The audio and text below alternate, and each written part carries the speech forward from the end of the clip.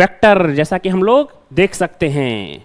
सबसे पहले बच्चा लोग हम लोग समझते हैं कि सर फिजिकल क्वांटिटी क्या होता है। आखिर ये फिजिकल क्वांटिटी क्या चीज होता है, किसको बोलते हैं फिजिकल क्वांटिटीज।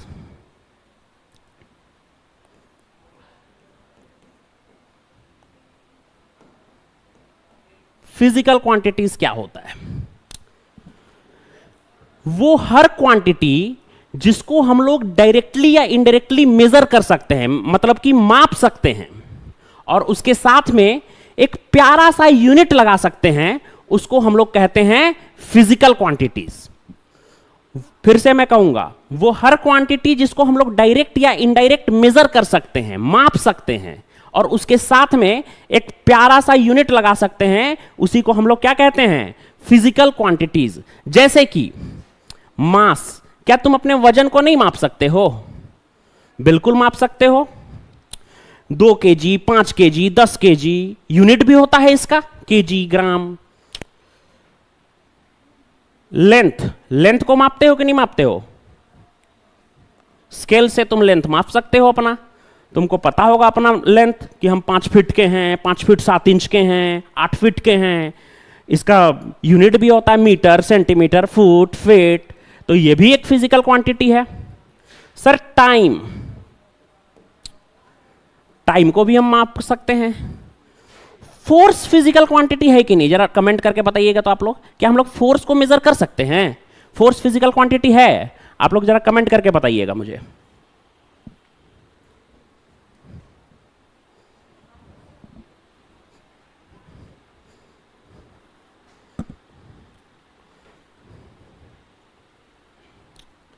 सर हम लोग फोर्स को भी मेजर कर सकते हैं। दैट मीन्स फोर्स भी फिजिकल क्वांटिटी है। कैसे फोर्स को मेजर करेंगे? जैसे तुम्हारा वजन है 50 किलो, तो 50 गुना 10, 500 न्यूटन फोर्स से धरती माता तुम्हें अपनी तरफ खींच रही है। ये हो गई, ये भी एक फिजिकल क्वांटिटी है। क्या लव ये फिजिकल क्वांटिटी है क्या? लव ये फिजिकल क्वांटिटी है क्या? प्यार,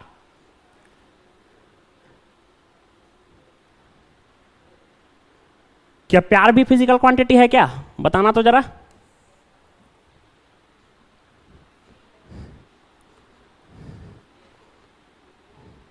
ऑब्वियस सी बात है, प्यार को हम लोग माप तो नहीं ना सकते हैं। क्या बोल सकते हैं क्या कि हम तुमको 2 kg प्यार करते हैं, या तुमको हम 5 किलो प्यार करते हैं, 100 ग्राम प्यार करते हैं? सब लोग नो बोल रहे हैं, बहुत बढ़िया। तो ये फिजिकल क्वांटिटी नहीं है। हेट्रेट, हेट्रेट फिजिकल क्वांटिटी है क्या? क्या हेट्रेट को माप सकते हैं? हम किसी को कह सकते हैं कि हम तुमसे 2 किलो नफरत करते हैं, 5 किलोमीटर नफरत करते हैं, ऐसा कुछ बोल सकते हैं क्या? हेट्रेट भी फिजिकल क्वांटिटी नहीं है। तो फिजिकल क्वांटिटी क्या है? वो हर क्वांटिटी जिसमें 2 क्वालिटी हो। पहला तो वो मेजरेबल होना चाहिए, मतलब उसको हम लोग मेजर कर सकते हैं, ठीक है, वो मेजरेबल होना चाहिए, उसको हम लोग मेजर कर सकते हैं। प्लस उसका अपना एक यूनिट होना चाहिए, उसी को क्या बोलते हैं हम लोग? Physical quantity.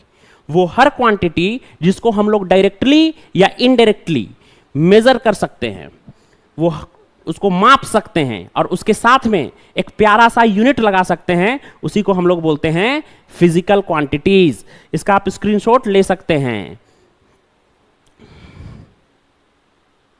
अब सर फिजिकल क्वांटिटीज कितने टाइप का होता है? बेसिकली फिजिकल क्वांटिटीज को 2 कैटेगरी में बांटा गया है सर। पहले वाले को बोलते हैं स्केलर, और दूसरे वाले को बोलते हैं वेक्टर। कुछ लोग कहेंगे कि सर एक और होता है टेंसर। टेंसर फिजिकल क्वांटिटी कुछ अलग से नहीं होता है, ठीक है। स्केलर, वेक्टर, टेंसर का ही टाइप है। तो sir physical quantity basically 2 type का होता है। पहला होता है स्केलर और दूसरा होता है वेक्टर। अब आप पूछोगे कि स्केलर क्वांटिटी किसको बोलते हैं सर, और वेक्टर क्वांटिटी किसको बोलते हैं? बहुत सही सवाल है सर। स्केलर क्वांटिटी क्या होता है पहले समझिएगा। वो हर क्वांटिटी जिसको हम लोग डायरेक्टली या इनडायरेक्टली माप्स, सॉरी क्या बोल गए हम स्केलर क्वांटिटी क्या होता है सर? वो क्वांटिटी, वो फिजिकल क्वांटिटी जिसको कि डिफाइन करने के लिए डायरेक्शन का जरूरत नहीं पड़ता है, उसको बोलते हैं scalar quantity. Those physical quantities which does not require direction to define it, वो फिजिकल क्वांटिटी जिसको डिफाइन करने के लिए डायरेक्शन का जरूरत नहीं पड़ता है। जैसे कि अगर तुमसे तुम्हारा कोई मास पूछता है, वजन पूछता है, तो तुम सीधे क्या बोलते हो कि मेरा वजन 5 किलो, 50 किलो है, 55 किलो है, 60 किलो है। तुम ऐसा नहीं ना बोलते हो कि मेरा वजन 60 किलो है नॉर्थ की तरफ, या 55 किलो है साउथ की तरफ। ऐसा तो नहीं कहते हो तुम सीधे कहते हो कि मेरा वजन 55 किलो है। या फिर तुम टमाटर खरीदने जाते हो मार्केट से, तो मार्केट में तुम क्या कहते हो कि भैया हमको 5 किलो टमाटर दीजिए नॉर्थ की तरफ, या 4 किलो टमाटर दीजिए साउथ की तरफ। ऐसा तो तुम नहीं कहते हो, तुम सीधे कहते हो भैया 5 किलो टमाटर दीजिए। 5 किलो टमाटर, इसको बताने के लिए डायरेक्शन का जरूरत पड़ा क्या? नहीं पड़ा ना। तो वो फिजिकल क्वांटिटी जिसको डिफाइन करने के लिए डायरेक्शन की जरूरत नहीं पड़ती, उसको स्केलर क्वांटिटी कहते हैं। तो क्या होता है स्केलर बेटा? विच डज नॉट रिक्वायर डायरेक्शन, इसको डिफाइन करने के लिए डायरेक्शन की जरूरत नहीं पड़ती है। डज नॉट रिक्वायर डायरेक्शन, वैसा फिजिकल क्वांटिटी जिसको डिफाइन करने के लिए डायरेक्शन का जरूरत नहीं पड़ता। एग्जाम्पल के तौर पर मास, ठीक है, वजन को डिफाइन करने के लिए डायरेक्शन का जरूरत नहीं पड़ता है ना। तुम लोग मेरे सामने नहीं हो तो हमको समझ नहीं आ रहा है कि आप लोग को ये समझ में आ रहा है कि नहीं आ रहा है जो हम समझा रहे हैं। एक बार आप लोग कमेंट करके बताइए आप लोग को समझ में आ रहा है या नहीं।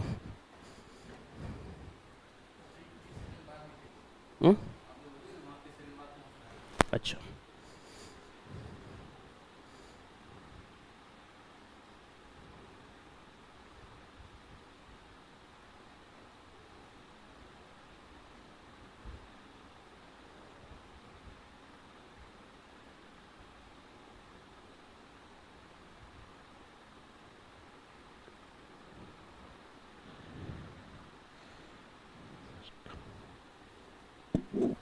चलो समझ में आ रहा है, क्योंकि सामने स्टूडेंट नहीं बैठे हुए हैं, कैमरा है सामने, तो पता नहीं चल रहा है कि समझ में आ रहा है कि नहीं आ रहा है।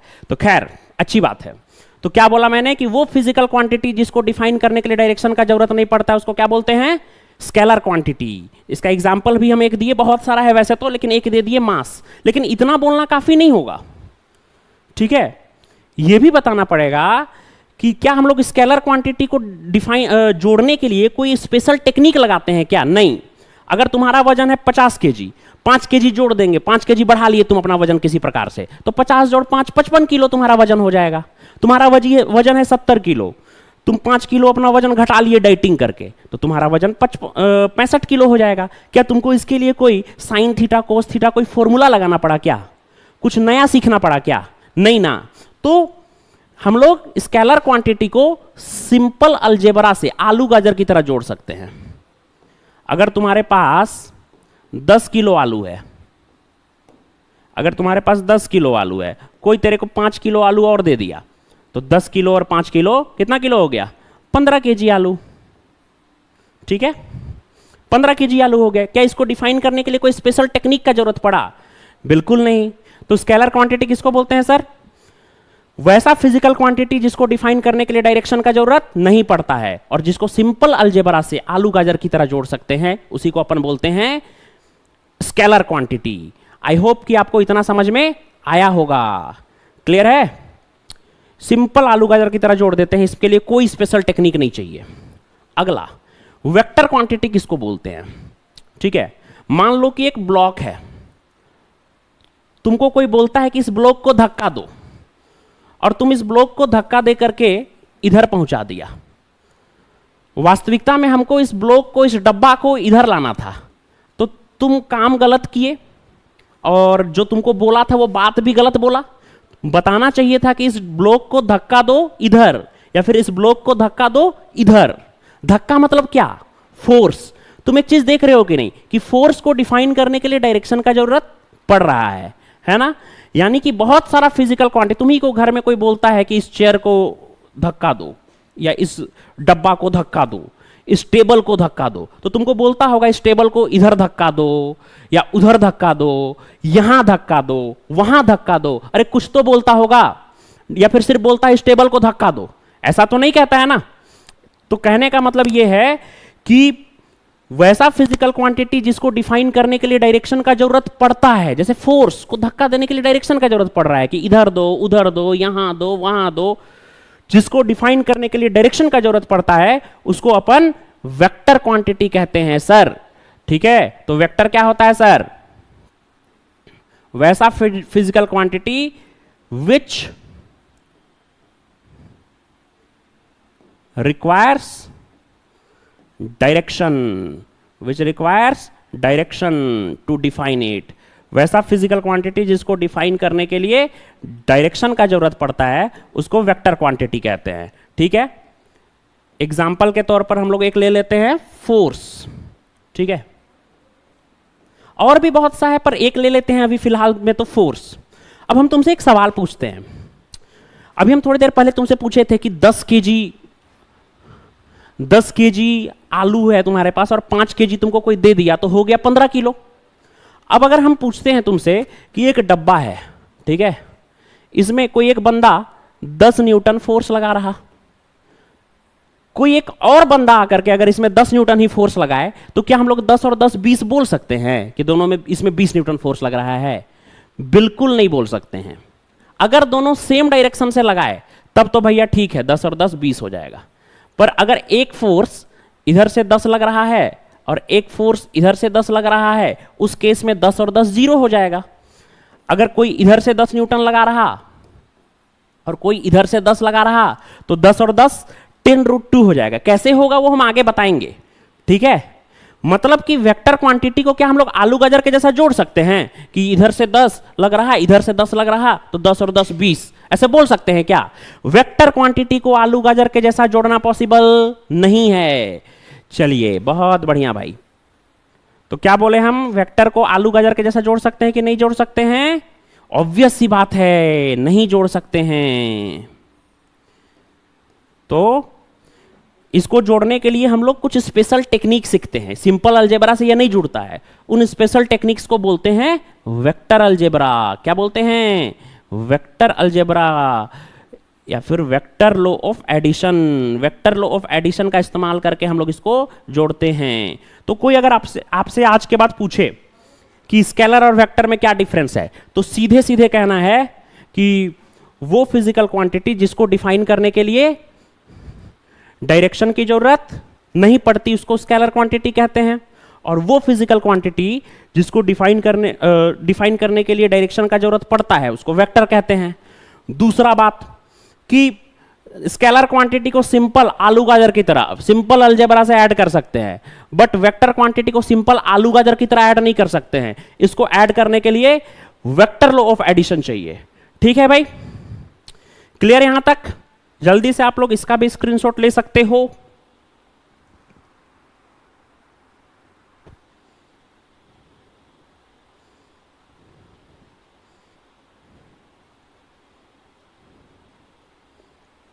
चलिए, अब हम लोग आगे बढ़ते हैं। सर, आज तक अभी हम बोले कि वेक्टर क्वांटिटी को हम लोग आलू गाजर के जैसा नहीं जोड़ सकते हैं।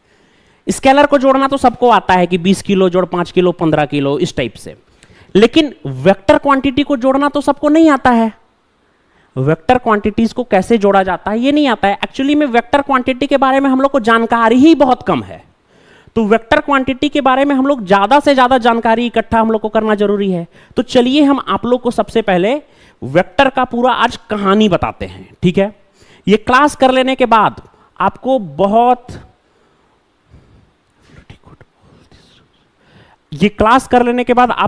ज्यादा मोटिवेटेड फील होगा कि आपको बहुत कुछ आता है वेक्टर के बारे में। ठीक है, भले से आप पहले पढ़ रखे हो।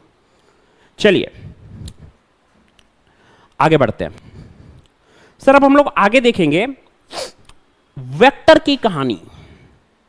हम लोग वेक्टर की पूरी कहानी आज समझेंगे कि वेक्टर की कहानी क्या है। वेक्टर की कहानी,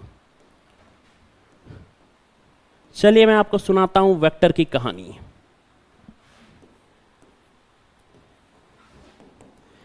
फिर से कह रहे हैं, आप लोग को आलसी नहीं होना है, बहुत ध्यान से सुनना है, पूरे जोश के साथ सुनना है। यहां तक सब कुछ समझ में आ रहा है? जल्दी जल्दी कमेंट में लिख करके बताओ, तब ना मजा आएगा।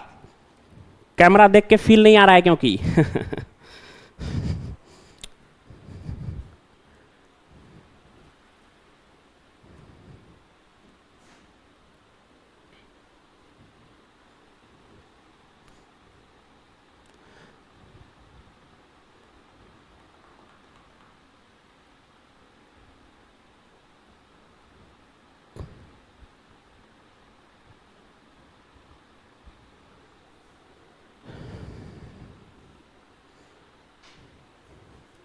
चलिए, बहुत बढ़िया।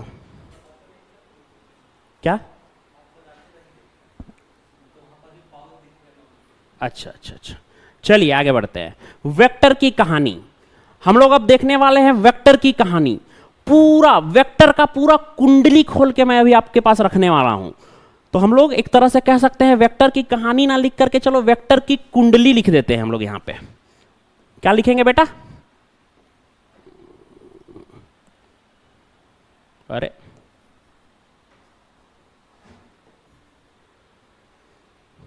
ऐसा क्यों?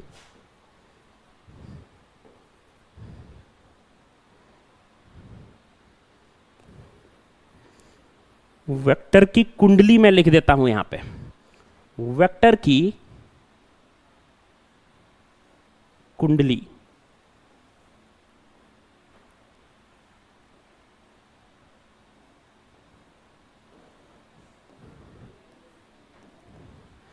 जब हम लोग कुंडली खोलते हैं, किसी का भी कुंडली बनता है, कुंडली जो होता है उसमें सबसे पहले क्या होता है? उसका नोमेनक्लेचर, नामकरण होता है।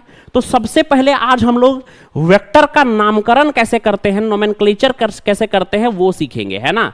तो सबसे पहले सीखेंगे हम लोग वेक्टर का नोमेनक्लेचर करना। बहुत ध्यान से सुनिएगा, वेक्टर का नोमेनक्लेचर, नामकरण कैसे करेंगे ये देखेंगे, ठीक है। चलो मुझे एक बात बताओ, ये क्या है लिखा है? ए। अभी हम वेक्टर का नामकरण करना तुमको बता रहे हैं। ये क्या लिखे हैं? ए। क्या? ए। अगर हम इसके ऊपर एरो लगा दे, मुंडी में इसके तीर लगा दे, तो इसको हम लोग पढ़ेंगे वेक्टर ए। क्या पढ़ेंगे? Vector A. ये क्या लिखे? कोई भी एक अल्फाबेट लिख दिए, बी। इसके हेड में ऐसे एरो लगा दिए, क्या पढ़ेंगे इसको? Vector B. ये क्या लिखे हैं? एफ। इसके हेड में एरो लगा दिए, अब इसको बोलेंगे वेक्टर एफ, ठीक है। ये क्या लिखे हैं? क। इसके भी हेड में एरो लगा के वेक्टर का बोल सकते हैं, क्यों नहीं बोल सकते हैं भाई? है कि नहीं? अल्फाबेट चाहिए, हम लिख दिए ख। इसके भी हेड में एरो लगा दिए, इसको क्या बोलेंगे? वेक्टर ख।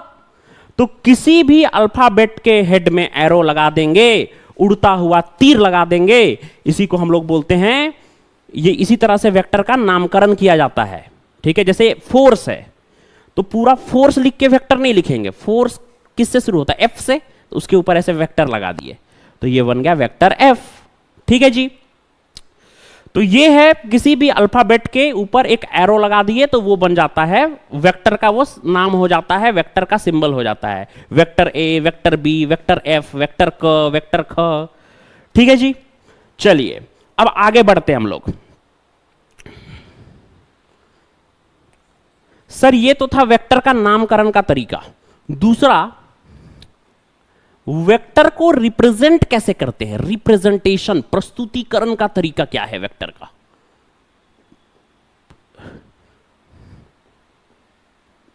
रिप्रेजेंटेशन का तरीका क्या है? आखिर वेक्टर को रिप्रेजेंट कैसे करेंगे, ये देखते हैं हम लोग कि वेक्टर को कैसे रिप्रेजेंट करते हैं हम लोग, ठीक है जी।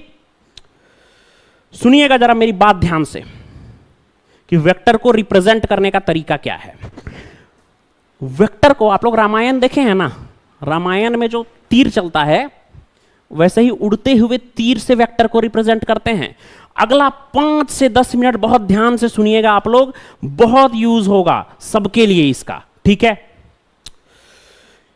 उड़ते हुए तीर से, इस एरो से हम लोग वेक्टर को रिप्रेजेंट करते हैं। और ये बाबू, ये जो वेक्टर का आगे वाला पार्ट है ना, इसको हम लोग नाम दे देते हैं हेड।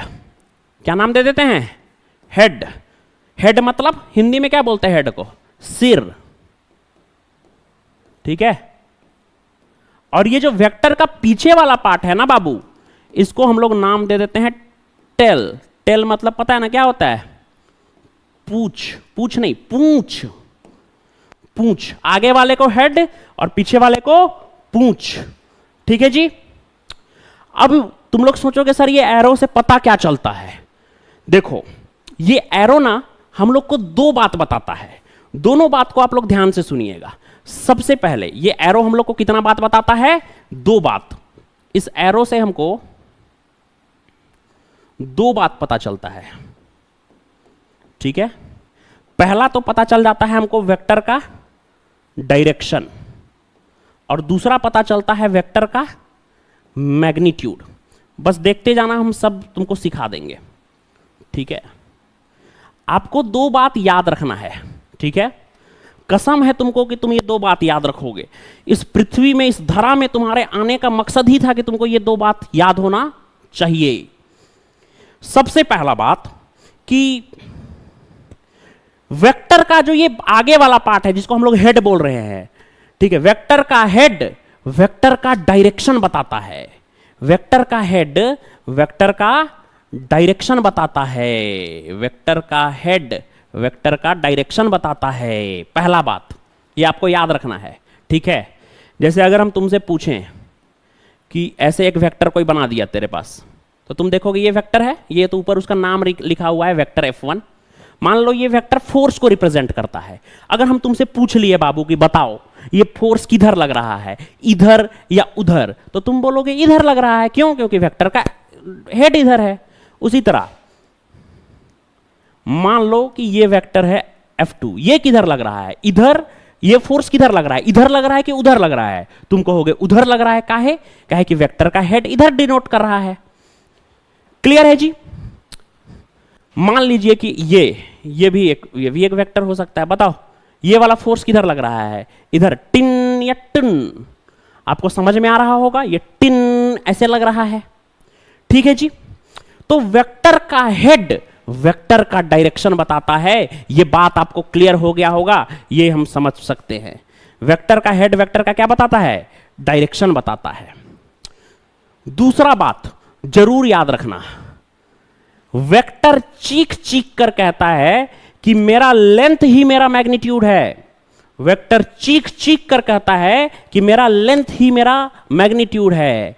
जैसे जितना ज्यादा वेक्टर का लेंथ रहेगा उतना ज्यादा वेक्टर का मैग्नीट्यूड होगा। जैसे यहां हम तीन वेक्टर जैसे समझाते हैं तेरे को हम, वेक्टर का हेड ही वेक्टर का मैग्नीट्यूड क्या बताता है? वेक्टर का लेंथ जो होता है वही वेक्टर का मैग्नीट्यूड होता है। ठीक है। दो बात हम क्या बोले? पहला बोले वेक्टर का डायरेक्शन कौन बताता है?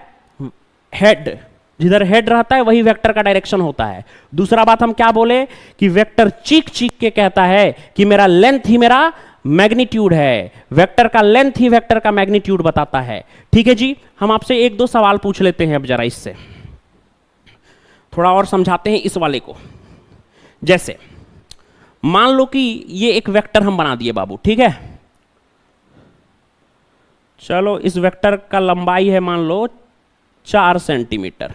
मान लो, मानने में क्या जाता है, 4 मीटर का है नहीं? 4 मीटर का तुम बना दोगे अपने कॉपी में? पहले तुमको बताना है इस वेक्टर का डायरेक्शन किधर है, तो तुम कहोगे इधर है सर, ये फोर्स इधर लग रहा है क्योंकि हेड इधर है। ठीक है। दूसरा, इस वेक्टर का मैग्नीट्यूड कितना है, तो कितना फोर्स लग रहा है? 4 न्यूटन फोर्स लग रहा है। कितना फोर्स लग रहा है? 4 न्यूटन फोर्स लग रहा है। ठीक है जी। इधर लग रहा है फोर्स और कितना लग रहा है? 4 न्यूटन। तुमसे कोई पूछ लिया, ठीक है, चलो ये तो तुम ही लोग बताओगे बताने का कि ये 5 सेंटीमीटर का है। थोड़ा लंबा बना देते हैं। ठीक है।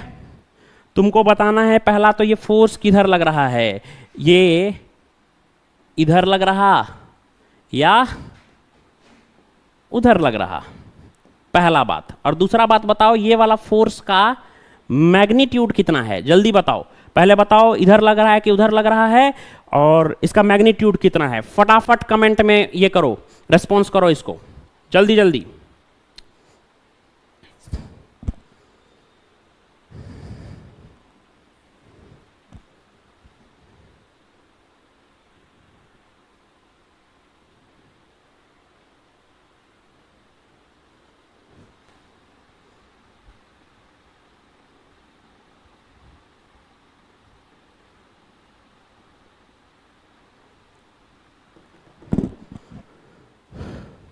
पांच न्यूटन लग रहा है, वेरी गुड।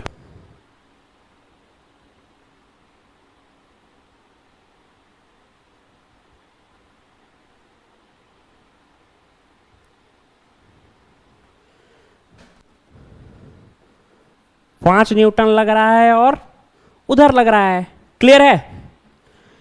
बहुत बेसिक बेसिक चीजें मैं आपको समझा रहा हूं, लेकिन ये आपको बहुत काम आएगा। अभी मैं देखता हूं कि इलेक्ट्रोस्टैटिक्स में बहुत लोग अटकते हैं प्रिंसिपल ऑफ सुपरपोजिशन में जाकर के। क्यों से अटकते हैं? समझ नहीं है, वेक्टर का सही समझ नहीं है। ठीक है, बहुत बढ़िया, बहुत ही बढ़िया। चलिए आगे बढ़ते हैं। तो एक और सवाल मैं आपसे पूछता हूं।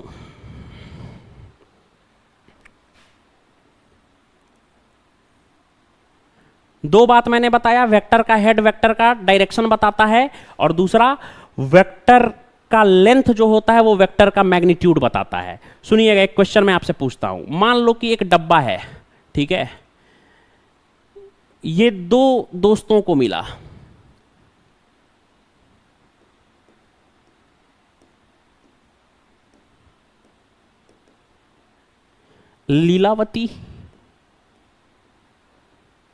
लीलावती और मैं लीलावती को नहीं बनाता हूं। दो दोस्तों को मिला, लीलावती और कलावती। लीलावती और कलावती दो दोस्तों को मिला ये एक बैग, ठीक है। अब क्या होता है कि लीलावती और कलावती दोनों इस बैग में, इस डब्बे में फोर्स लगाती हैं। इधर से फोर्स लगा रही है लीलावती और इधर से फोर्स लगा रही है कलावती। जाहिर सी बात है, पैसे से भरा हुआ बैग मिला है तो दोनों चाहेगी कि ये जो रुपया है, ये जो डॉलर है, ये मेरे घर जाए। तो लीलावती और कलावती दोनों फोर्स लगा रही है। तुम बता सकते हो लीलावती का घर किधर है? ऑब्वियस सी बात है, तुम बता सकते हो लीलावती का घर किधर है। इधर देखो, ये वेक्टर का ये देखो वेक्टर का साइन लीलावती इधर फोर्स लगा रही है ना, तो इधर हो गया लीलावती का घर। और कलावती का घर किधर है? इधर होगा कलावती का घर। क्यों? क्योंकि कलावती इधर फोर्स लगा रही है, इसका वेक्टर का डायरेक्शन ये है। अब मेरे एक सवाल का जवाब देना तुम लोग कमेंट करके। हम चार ऑप्शन देते हैं तुम लोग को कि ये जो पैसे से भरा हुआ बैग है ये कहां जाएगा, किसके घर में जाएगा। ठीक है, लीलावती के घर में जाएगा, कलावती के घर में जाएगा, स्टेशनरी रहेगा। स्टेशनरी रहेगा मतलब वहीं पे रहेगा, कहीं नहीं जाएगा। या फिर कह नहीं सकते हैं, कांट से। ये चार ऑप्शन है, अनीता, बिनीता, चंपा, डोली। ये पैसे से भरा हुआ बैग किसके घर में जाएगा? बहुत बेसिक सा क्वेश्चन पूछ रहे हैं। जल्दी से कोई कमेंट किए हैं किलर बाबू की, who will apply more force. नहीं तो आप बताओ देख करके क्या है। ये चार ऑप्शन है आपके पास, बताइए।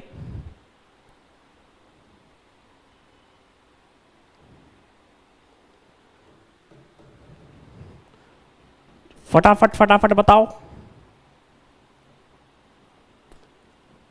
स्टेशनरी, कलावती, लीलावती, हर तरह का बात आप लोग बोल रहे हैं। वास्तविकता में देखो, दिमाग आप लोग लगाए हैं क्या कुछ लोग कि इधर से लीलावती लगा रही, इधर से कलावती लगा रही है तो कहीं नहीं जाएगा, वहीं रहेगा। गलत। देखो तुम कि ज्यादा फोर्स कौन लगा रहा है। अभी हम तुम लोग को समझाए कि वेक्टर चीख चीख के कहता है कि मेरा लेंथ ही मेरा मैग्नीट्यूड है। तो बताओ जी, ज्यादा बड़ा लेंथ किसका है? फोर्स का है। कलावती का फोर्स का कि लीलावती का फोर्स का?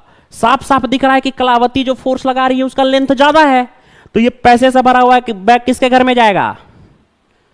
बहुत बढ़िया, कलावती के घर में जाएगा। ये पैसे से भरा हुआ बैग कलावती के घर में जाएगा, कलावती दीदी के घर में जाएगा। क्योंकि ये देखो वेक्टर चीख चीख के कहता है मेरा लेंथ ही मेरा मैग्नीट्यूड है। आप लोग देखिए बेसिक बेसिक चीज में आप लोग फंसते हैं, क्योंकि बस रटते हो रटते हो रटते हो।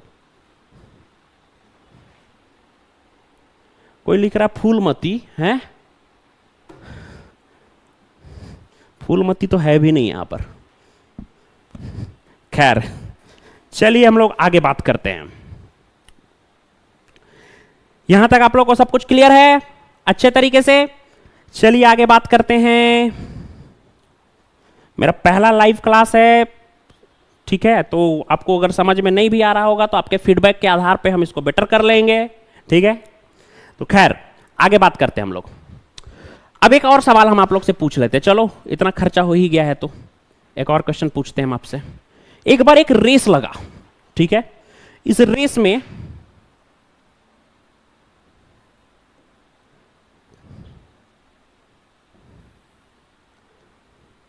चार लड़के दौड़ रहे थे। ये है पहला लड़का, ये दूसरा लड़का, ये तीसरा लड़का और ये चौथा लड़का। इस रेस में चार लड़के दौड़ रहे हैं, ठीक है। तुम बताओ मेरे को कि इस रेस में सबसे तेज, इन सब में सबसे तेज कौन दौड़ रहा है?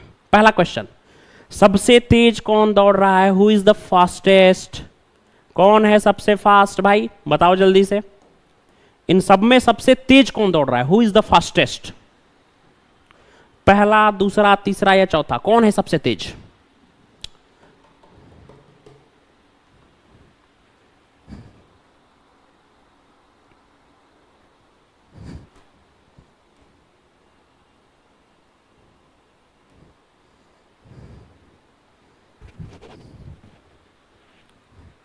चार चार चार चार चार चार चार, बहुत बढ़िया, सबसे फास्ट दौड़ रहा है चार। अब मेरे को बताओ कि इस रेस में, बहुत सही बोले तुम लोग, सबसे तेज दौड़ रहा है चार, दिख भी रहा है कि इसका लेंथ सबसे ज्यादा है। अब बताओ इस रेस में फर्स्ट कौन आएगा? जल्दी बताओ फटाफट कि इस रेस में फर्स्ट कौन आएगा?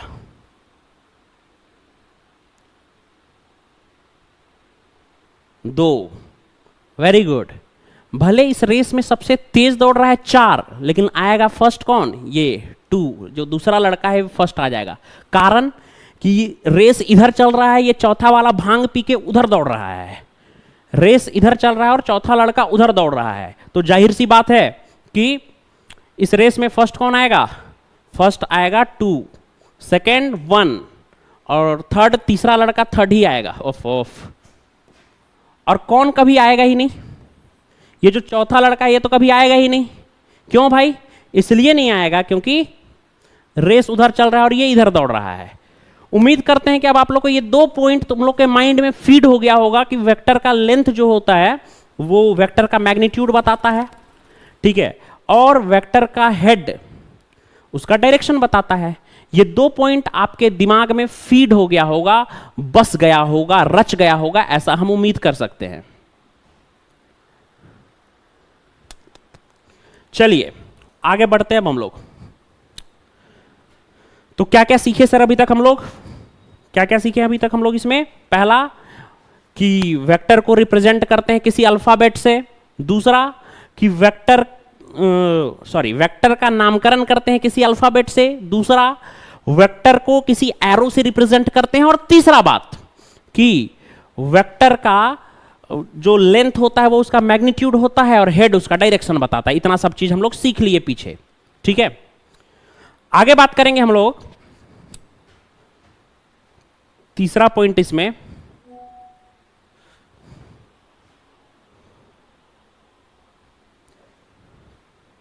कि वेक्टर को हम लोग पैरेलल शिफ्टिंग कर सकते हैं 3D स्पेस में। अगर हम लोग चाहें तो वेक्टर का पैरेलल शिफ्टिंग कर सकते हैं 3D स्पेस में। अच्छा सर कैसे सर बताइए जरा। मान लो बाबू की एक वेक्टर है ऐसे, ठीक है।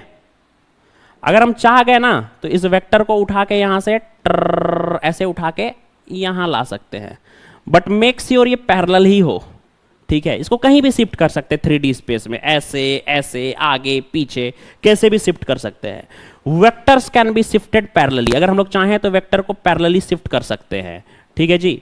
अगर ये पेन एक वेक्टर है तो इसको हम लोग इधर इधर इधर इधर कैसे भी पैरेलली शिफ्ट कर सकते हैं। तो ये पॉइंट तुमको याद रखना है कि vectors can be shifted parallelly. चलिए बहुत बढ़िया, उम्मीद है आपको ये समझ में आया होगा। जैसे ये वेक्टर बी है, अगर हम चाहें तो इसको उठा के यहां ला सकते हैं, ये भी वेक्टर बी है। क्लियर है? तो वेक्टर को हम लोग चाहें तो पैरेलली शिफ्ट कर सकते हैं। ये चीज आपको समझ में आ गया होगा। अगला है कि दो वेक्टर के बीच का एंगल कैसे निकालेंगे sir.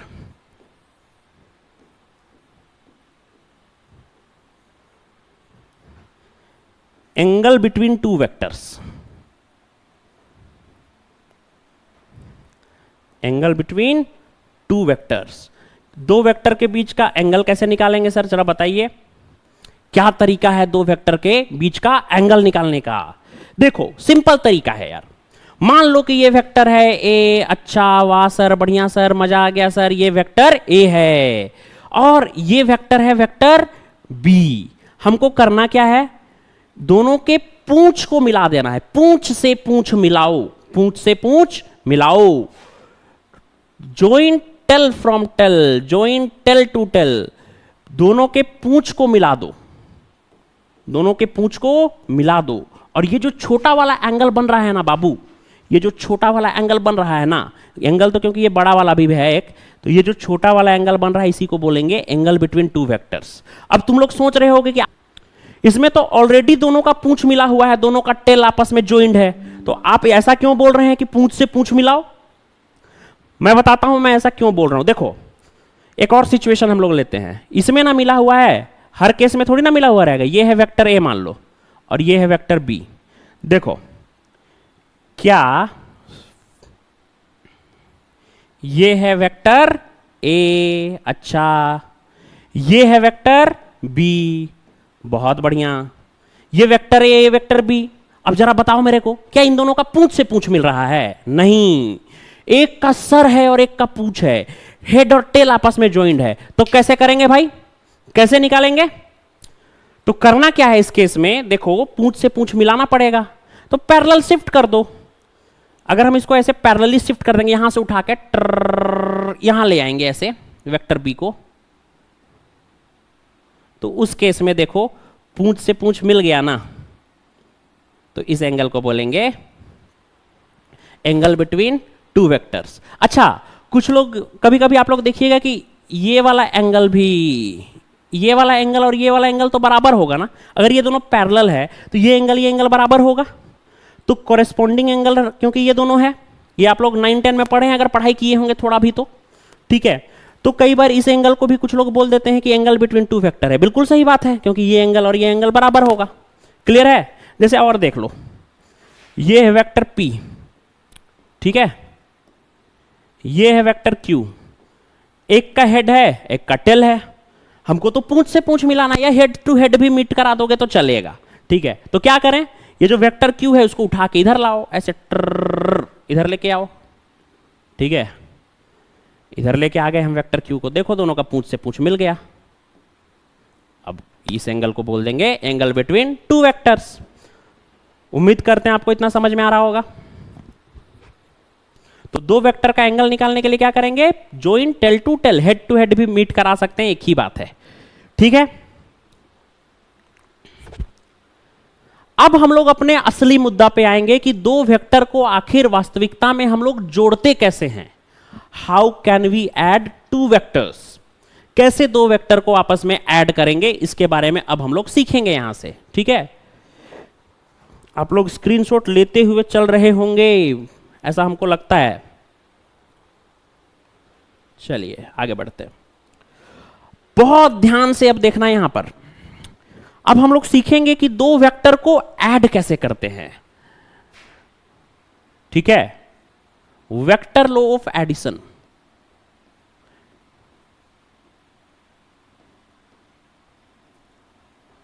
Vector law of addition. किसी भी चीज को बहुत कॉम्प्लेक्स बना के नहीं पढ़ना है, ठीक है, किताबी भाषा में पढ़ रहे हैं, बुकिश नॉलेज गेन कर रहे हैं, नहीं। करना क्या है, बिल्कुल बुकिश लैंग्वेज में नहीं पढ़ना है।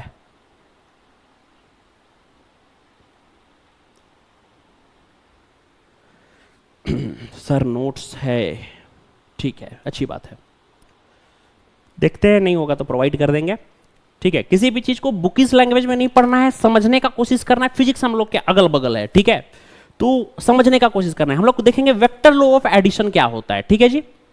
वेक्टर लॉ ऑफ एडिशन, पहले तो इसको पढ़ने का जरूरत क्या है। वेक्टर लॉ ऑफ एडिशन हम शुरू में भी ये चीज डिस्क्राइब किए थे, पर एक बार फिर से हम दोहरा देते हैं। मान लो कोई स्केलर क्वांटिटी, जैसे कि एक झोला है तुम्हारे पास, एक बकेट है, इसमें आलू है 10 केजी। कितना आलू है, 10 केजी, ठीक है। तुम इसमें ऑलरेडी पहले से 10 केजी है और तुम इसमें 5 किलो आलू और डाल दिया, तो तुम्हारे पास इस बकेट में कितना आलू हो गया। ऑब्वियस सी बात है, 15 किलो आलू हो गया।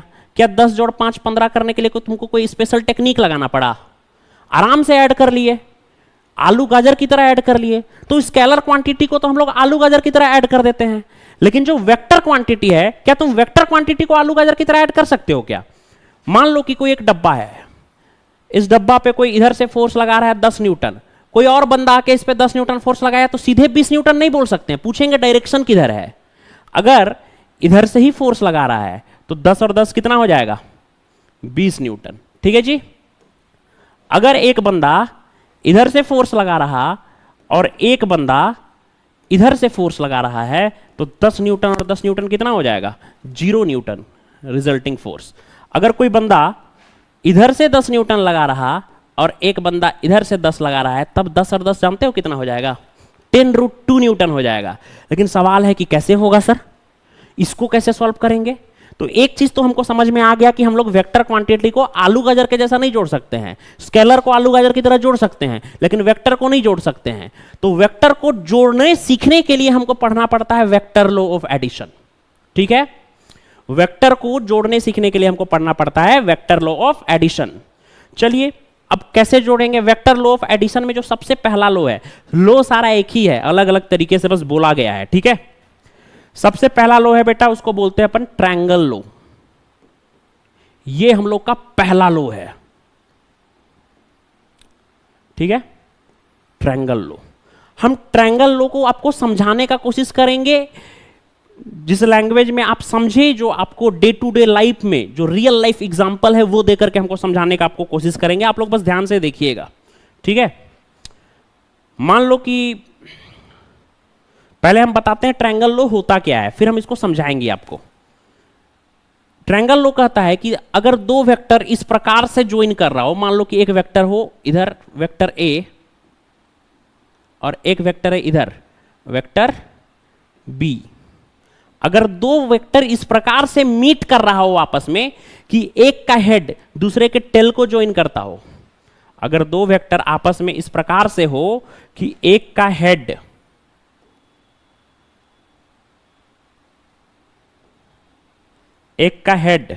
दूसरे वेक्टर के टेल को ज्वाइन कर रहा है, देखो ध्यान से, टेल को ज्वाइन कर रहा है, एक का हेड दूसरे के टेल को ज्वाइन कर रहा है, तो इन दोनों का जो रिजल्टेंट होगा वो पहले के टेल को और दूसरे के हेड को मीट करेगा। ये पहला वेक्टर है, इसका हेड दूसरे वेक्टर के टेल को ज्वाइन कर रहा है, तो इनका जो रिजल्टेंट है वो पहले के टेल को और दूसरे के हेड को ज्वाइन करेगा। उम्मीद करते हैं कि आपको यहां तक तो बात समझ में आई होगी। बात तो आपकी सही है सर। अब सवाल उठता है सर ये तो रटने वाला बात हो गया, इसका कोई रियल लाइफ एग्जांपल देकर के आप बताइए हमको। ठीक है, हम बिल्कुल देंगे रियल लाइफ एग्जांपल। मान लो कि एक डब्बा है, ठीक है, इस डब्बा में तुम इधर फोर्स लगा रहे हो, इधर तुम इसको धक्का दे रहे हो या खींच रहे हो, ठीक है। ठीक है ना। ये हॉरिजॉन्टल सरफेस पे ये डब्बा रखा हुआ है। हॉरिजॉन्टल मतलब एक टेबल है, ऐसे टेबल के ऊपर एक ऐसे डब्बा रखा हुआ है, ठीक है। इस डब्बा पे तुम इधर फोर्स लगा रहे हो, ठीक है ना, और एक बंदा इधर फोर्स लगा रहा है इसी डब्बा पे, ठीक है। मतलब डब्बा पे एक फोर्स, अगर हम डब्बा को जूम करके देखें थोड़ा, इसी डब्बा को अगर हम जूम करके देखें जरा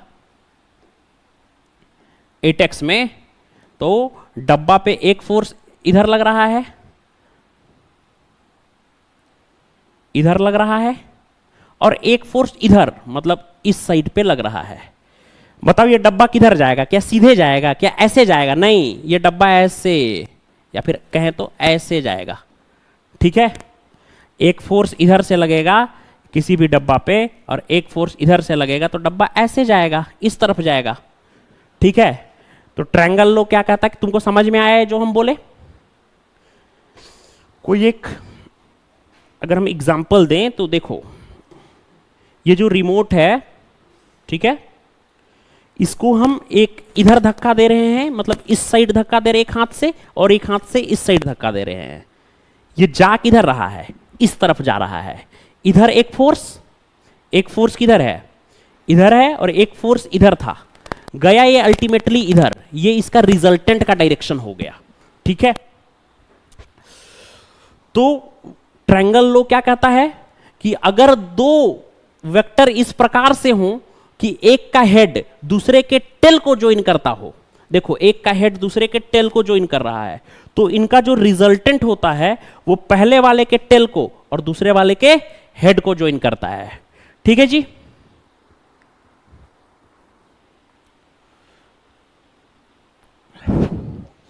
चलिए मैं आपको एक दो और कराता हूं, देखना जरा। मान लो बाबू कि एक फोर्स इधर है, या फिर एक वेक्टर इधर है, वेक्टर ए, एक वेक्टर इधर है, वेक्टर बी, ठीक है। इनका रिजल्टेंट किधर होगा? पहले के टेल को और दूसरे के हेड को ज्वाइन करता हुआ इधर आएगा, ठीक है। एक इधर है वेक्टर एक्स, एक इधर है वेक्टर वाई,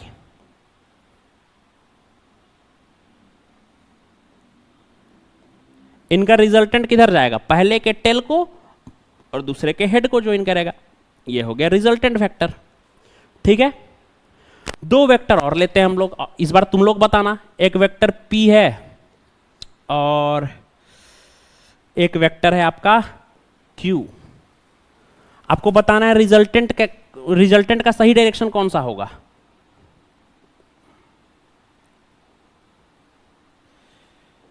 ये या फिर ये, ए या फिर बी, बताओ रिजल्टेंट का सही डायरेक्शन कौन सा होगा? सही डायरेक्शन कौन सा होगा?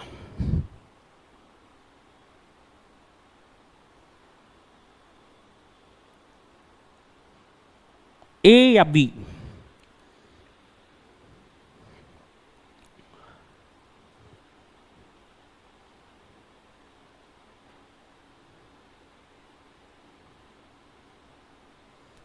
फटाफट रिस्पॉन्स दीजिए।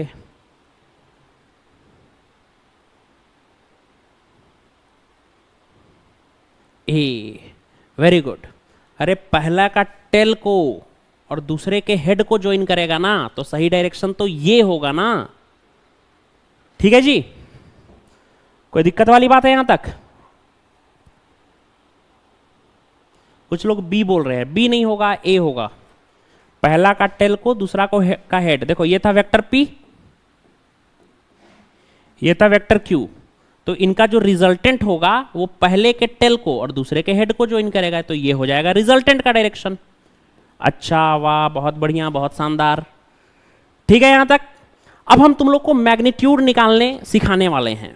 मैग्नीट्यूड निकालने का तरीका भी हम तुमको सिखाएंगे। तरीका तुमको अगर याद ना भी रहे कि कैसे निकाले तो चलेगा, पर उसका रिजल्ट बहुत इंपॉर्टेंट है। हालांकि हम तुमको तरीका भी सिखा देंगे कि कैसे वो रिजल्ट आया, ठीक है। डेरिवेशन तुम्हें याद ना रहे चलेगा, बट वो रिजल्ट तुम्हें याद होना चाहिए, ठीक है। ये वो रिजल्ट दिखा करके 2-4 क्वेश्चन करा करके हम आज आपका क्लास बंद करने वाले हैं। तो आप लोग बहुत ध्यान से अगला 10-15 मिनट बहुत ध्यान से देखिएगा बस, ठीक है? ऐसा नहीं कि क्लास करते करते कुछ काम भी कर रहे हैं।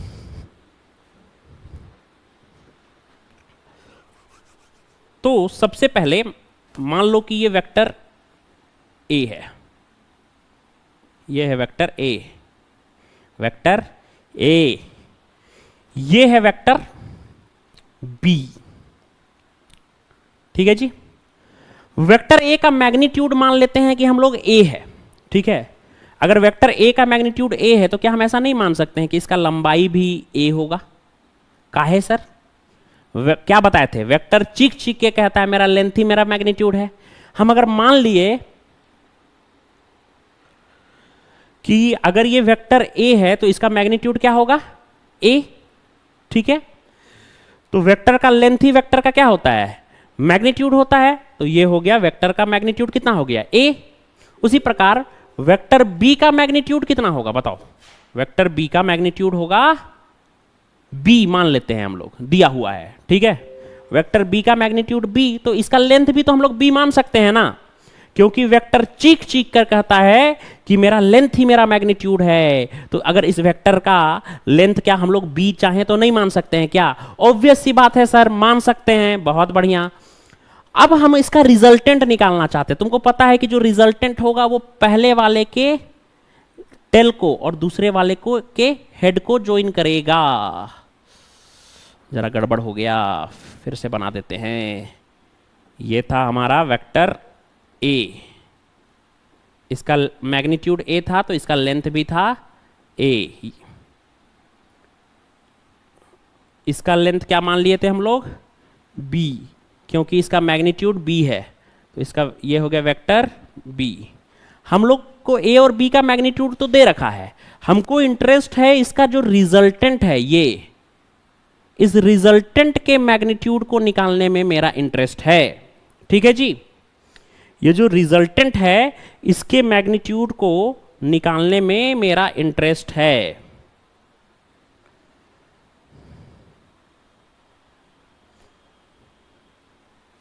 देखो ये है रिजल्टेंट, इसका मैग्नीट्यूड निकालने में हम इंटरेस्ट ले रहे हैं। अब तुम लोग सोचोगे सर इसका मैग्नीट्यूड कैसे निकलेगा?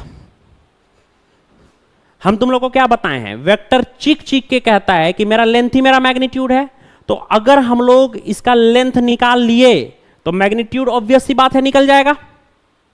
तो हम लोग को ध्यान देना है इसका लेंथ निकालने में। किसी प्रकार हम लोग अगर इसका लेंथ निकाल लिए तो मैग्नीट्यूड निकल जाएगा। अब आप लोग सोच रहे होंगे कि इसका लेंथ निकालेंगे कैसे? सही बात है, कैसे निकालेंगे भाई इसका length?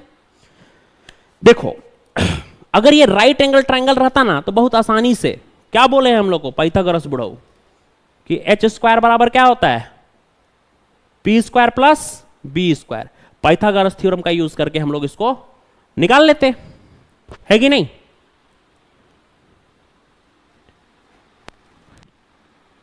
Please define it on wording. किसको बोल रहे हैं आप? ट्रायंगल लॉ को डिफाइन करने बोल रहे हैं क्या?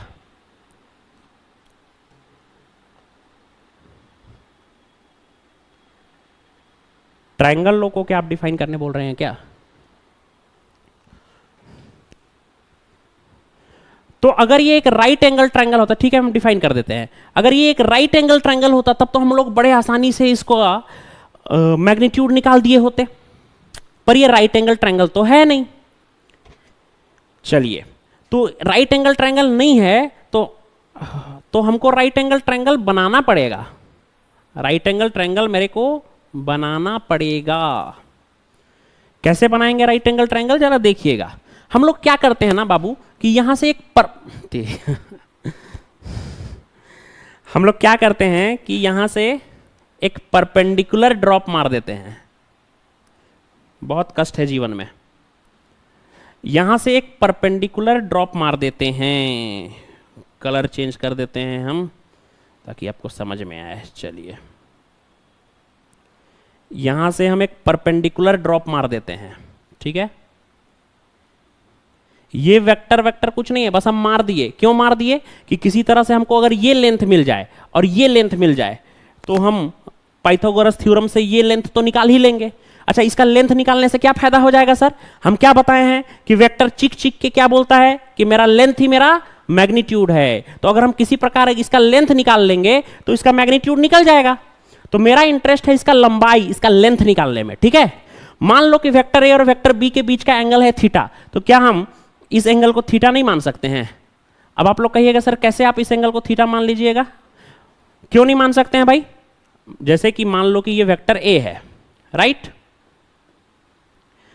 ये वेक्टर बी है, ठीक है ना। अगर इन दोनों के बीच का एंगल थीटा है, अगर हम वेक्टर बी को उठा के यहां शिफ्ट कर दें ऐसे, तो तुम बताओ अगर ये एंगल थीटा है तो क्या हम नहीं कह सकते हैं कि ये वाला एंगल भी तो थीटा ही होगा ना सर?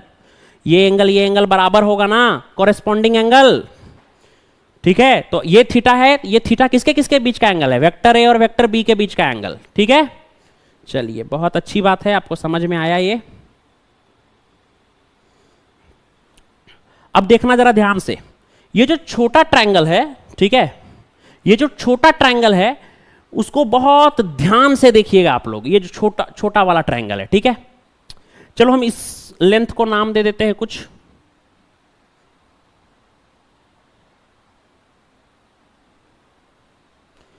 इसको हम नाम दे देते हैं y। इस लेंथ को हम नाम दे दिए y और इस लेंथ को हम नाम दे दिए x।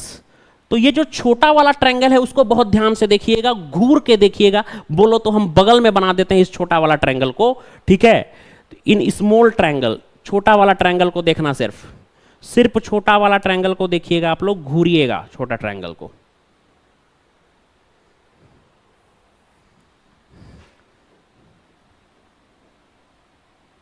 इन स्मॉल ट्रायंगल, छोटा ट्रायंगल जो है ये, इसको ध्यान से देखो। हम कोई नोमेनक्लेचर नहीं किए क्योंकि मेरा काम अभी तुमको कॉन्सेप्ट समझाना है, ठीक है। ये जो छोटा वाला ट्रायंगल है इसको ध्यान से देखो।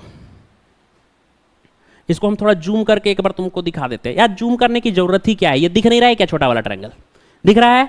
देखो, ये थीटा है, थीटा के सामने वाले को परपेंडिकुलर बोलते हैं, इसको बेस बोलते हैं और इसको हाइपोटेन्यूज बोलते हैं, ठीक है जी। तो क्या हम कह सकते हैं कि sine theta is equal to क्या होता है? P by H. छोटा वाला ट्रायंगल में P की जगह पे क्या है? Y, और H के जगह पे क्या है? ये B। तो क्या हम ऐसा नहीं कह सकते हैं कि y बराबर हो जाएगा b साइन थीटा? मतलब अगर हम चाहें तो हम कह सकते हैं कि इस y के जगह पे अगर हम लोग चाहें तो लिख सकते हैं b साइन थीटा, ठीक है। उसी प्रकार ये क्या है? बेस, और ये है हाइपोटेन्यूज। बेस और हाइपोटेन्यूज के बीच का रिलेशन कौन बताता है? Cos theta. तो क्या हम ऐसा नहीं कह सकते हैं कि cos theta is equal to B by H? चलो मेरे को बताओ, b की जगह पे क्या है? x, और h के जगह पे क्या है? b। तो इसको बोल देंगे x अपॉन b। तो x इज इक्वल टू हो गया b cos थीटा। तो हमको दो चीज मिल गया, x का वैल्यू पहले तो मिल गया और y का वैल्यू मिल गया। x का वैल्यू कितना मिला बाबू? x का वैल्यू मिला b cos theta.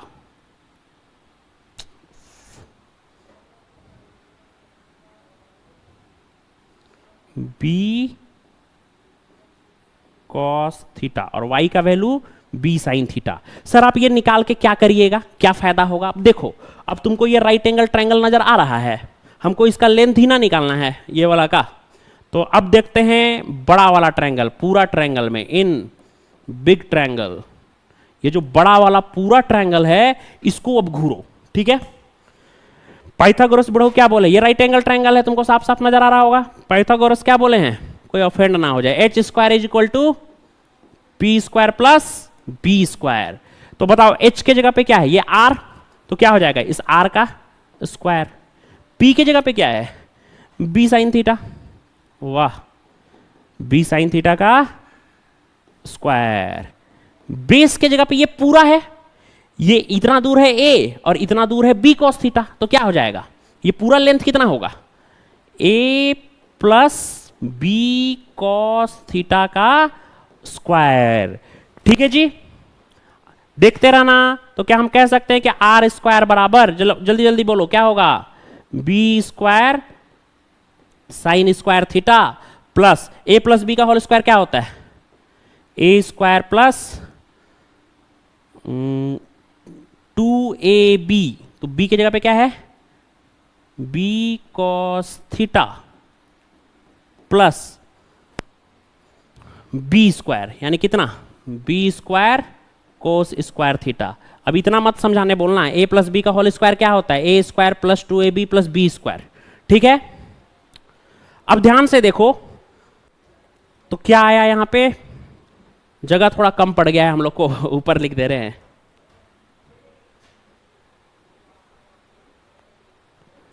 Are square equal to, ध्यान से देखिए, इस ए स्क्वायर को पहले रख दिए हम लोग, फिर देखो B square sine square theta plus B square cos square theta है ना, तो बी स्क्वायर को कॉमन ले लिए, खोपचे में निकाल लिए, अंदर बच गया sine square theta plus cos square theta plus, और क्या रह गया, 2ab cos theta, 2ab cos theta. तो sine square theta plus cos square theta का वैल्यू कितना होता है, 1 होता है। तो हम लोग बोल सकते हैं कि R square is equal to हो गया A square plus B square, क्योंकि इसका value 1 plus 2ab cos theta. यहां से स्क्वायर हटेगा तो तुमको पता है ना, अगर यहां से स्क्वायर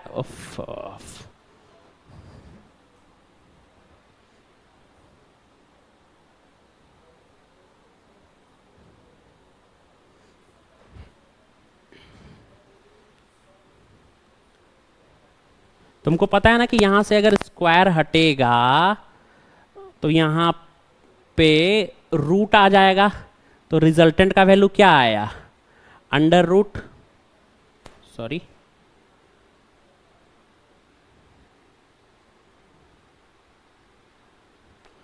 अंडर रूट ए स्क्वायर प्लस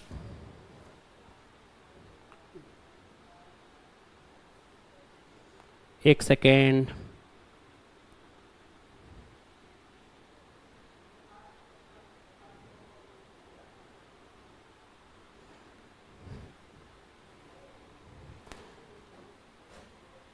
अंडर रूट ए square plus B square plus 2ab cos theta. ये जो फॉर्मूला हम लास्ट में लिखे तुम सब भूल जाना, लेकिन ये फॉर्मूला मत भूलना।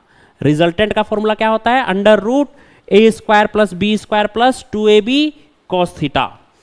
ठीक है, एक बार हम लिख देंगे इसको फिर से, एक बार जल्दी से स्क्रीनशॉट वगैरह ले लो,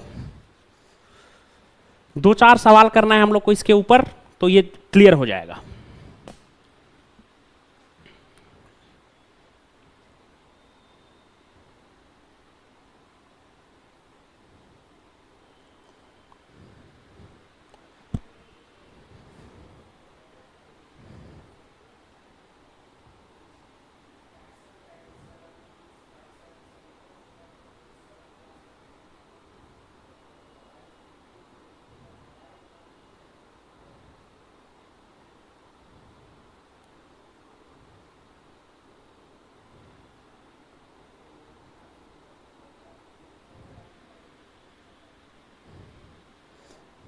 चलिए आगे बढ़ते हैं हम लोग।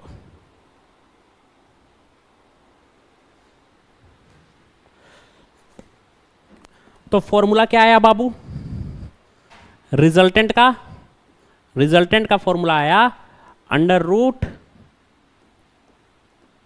ए square plus B square plus 2ab cos theta. ठीक है, ये रिजल्टेंट का वैल्यू आया। अब हम लोग इस पे क्वेश्चन करके देखते हैं। मान लो एकदम प्रैक्टिकल लाइफ सिचुएशन से हम क्वेश्चन कराते हैं। मान लो एक डब्बा है, ठीक है, इस पे 2 फोर्सेस लग रहा है, एक इधर से लग रहा है 10 न्यूटन, एक इधर से लग रहा है, कोई इधर से खींच रहा है इसको, चलो मान लेते हैं कि 20 न्यूटन फोर्स लगा रहा है, और इनके बीच का एंगल है 60 डिग्री। तुमको कोई बोला कि रिजल्टेंट निकालो, रिजल्टेंट फोर्स निकालो।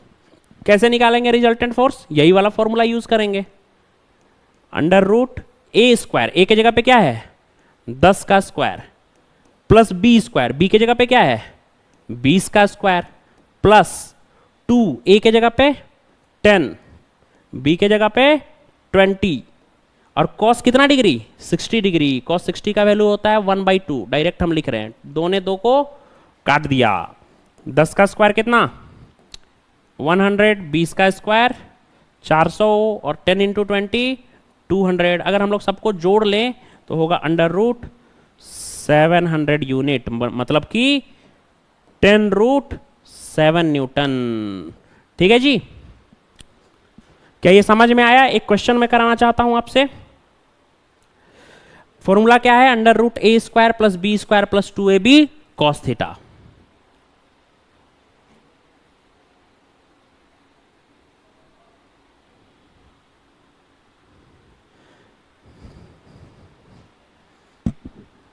The root will be removed from a² + b², right? Root will be removed. मैं समझा नहीं।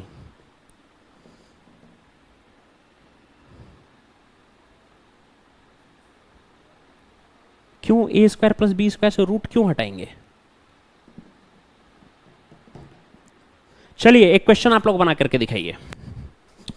ये फॉर्मूला है आपके पास होगा √, 2 बार दोहराओ, रिजल्टेंट का फॉर्मूला होता है √a² + b² + 2ab cos theta.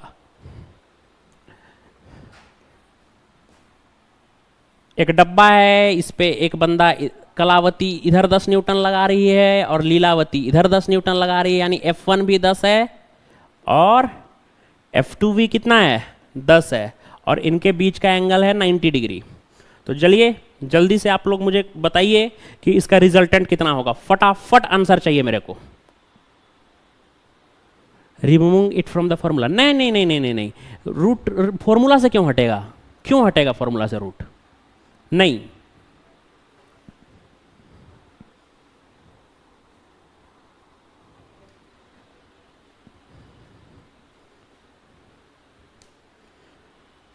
फटाफट इसको सॉल्व करके दिखाइए।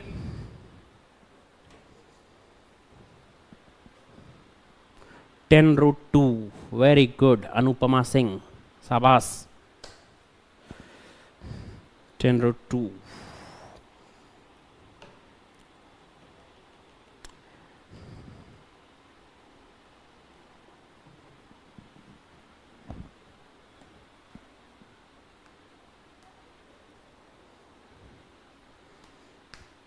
10√2। मुझे लगता है बहुत सारे लोग ऐसे ही बैठ गए हैं बिना कॉपी किताब लिए।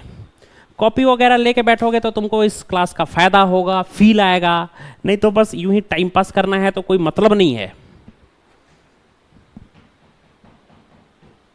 10√2, वेरी गुड। √200 या 10√2 दोनों सही है। बहुत बढ़िया, बहुत बढ़िया, बहुत शानदार, बहुत ही बढ़िया। समीर, रेहान, आका, बहुत बढ़िया, सब बहुत बढ़िया। 10√2 इज द करेक्ट आंसर। मैं और भी ढेर सारा सवाल कराऊंगा इसमें आप लोगों को, बहुत सारा क्वेश्चन कराऊंगा, वो मैं आपको डिस्क्रिप्शन में एक डीपीपी डाल दूंगा, वो आप लोग सॉल्व कर लेना। और इस क्लास को हम लोग आगे भी कंटिन्यू करेंगे। अगला क्लास जो होगा हम लोग का और भी ज़्यादा इंपॉर्टेंट होने वाला है। ठीक है, उम्मीद करता हूं कि आपको ये समझ में आया होगा। अगर आपको समझ में आया तो एक बार जल्दी से कमेंट करके बताइए। इसमें ये पहला लाइव क्लास था।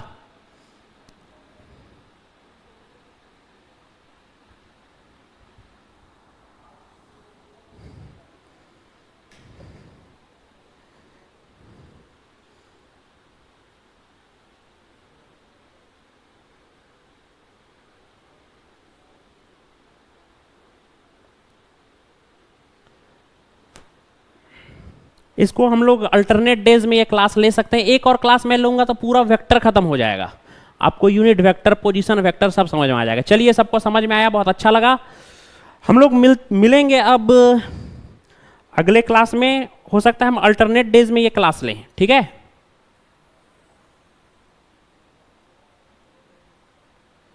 मिलते हैं हम लोग अगले क्लास में, तब तक के लिए बाय, गुड नाइट।